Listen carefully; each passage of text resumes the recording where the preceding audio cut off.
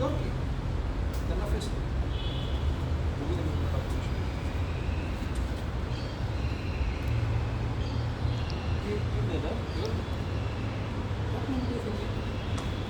बरोबर.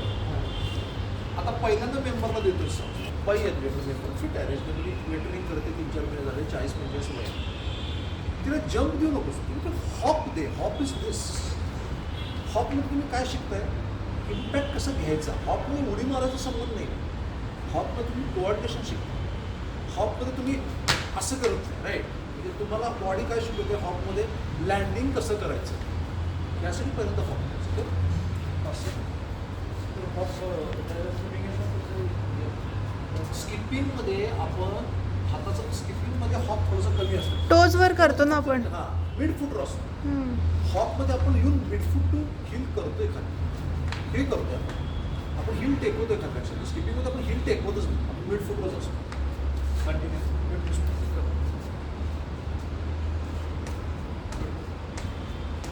आता बघ काय करतोस पूर्णपणे ना स्पायनल लँड होतोस. तुझ्या बॉडीचं पॉश्चर कसं पाहिजे हॉपला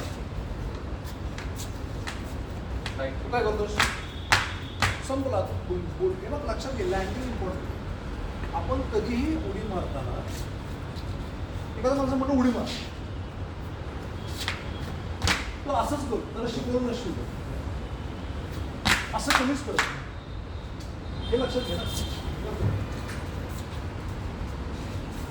सिम्पल आहे चुकू नकोस. हा हे हॉप आहे फ्लेक्शन करायचं स्लाइडली लक्षात बस सिम्पल आहे. ऑल इम्पॅक्ट सोडून देतो पहिलं शिकवतो. हा त्याला पहिला बेसिक हॉप म्हणजे 10चे 2-3 सेट द्यायचे ऑन द स्पॉट. पुढची स्टेप काय ऑन द स्पॉट व्हायची त्याच्यानुसार लँडिंग इम्पॉर्टंट आहे. लक्षात इथं हाताचा वापर आहे. हां एवढी खूप ऑफिस चांगलं तर ॲथलेटिक असतं मेंबरला एवढी द्यायची त्याच्यावेळी लँडिंगला फोकस करत असतं. तर मेंबरला शक्यतो पहिल्यांदा काय देशील बॉडी खूप ओपन करू नकोस. हे कर तू काय करतोस ह्याच्यामध्ये इम्पॅक्ट परत वाढ देताना सिम्पल साधं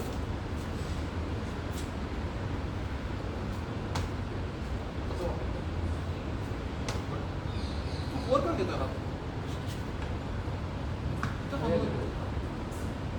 उडी मारताना वर घेऊन मग खाली घेतो. तसं आपण उडी कसं मारतो लक्षात नाही. आपण मला म्हटलं उडी मारतो कशी उडी मारतो असं करून उडी देतो तुम्हाला खाल्लं हात घे ना तुझी बॉडीने हात एका दिशेने गेले पाहिजे. खाली घे. हां घे खाली स्विंग कर.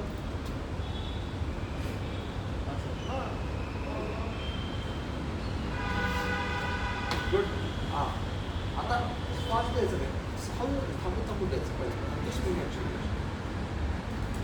तू शिकवतोस लँडिंग शिकवतो लक्षात. गुड. आता हलवू यायला की मग कंटिन्यूस कर आता लगेच कंटिन्यूस. एकदा पहिलं कम्फर्ट कर की येते सिंगल लॉंग जम्प कर.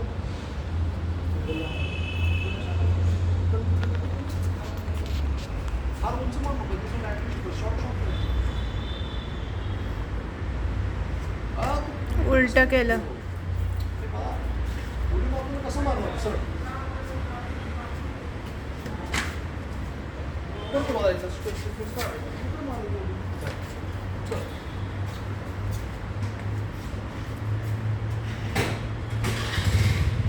Very good landing very good.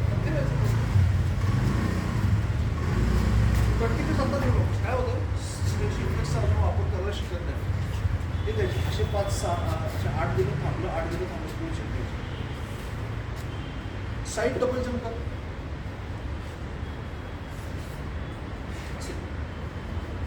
जागा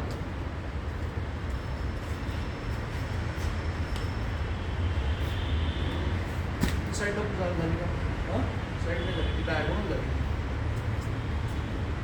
साईड तशीच एका पायावर ना. एका पण आपण जातच नाही. ठीक आहे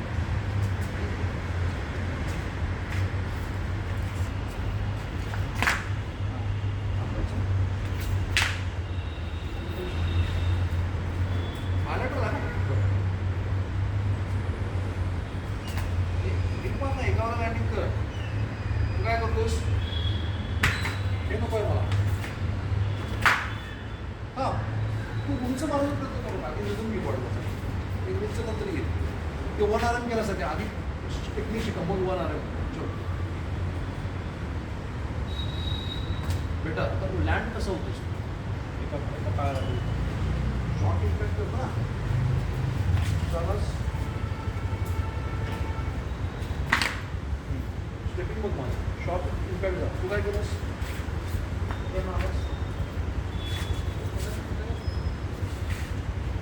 तू काय केलं? इकडनं आलास आणि हे नको आहे आपल्याला. सॉफ्ट लँडिंग कर. सॉफ्ट लँडिंग खूप इम्पॉर्टंट आहे.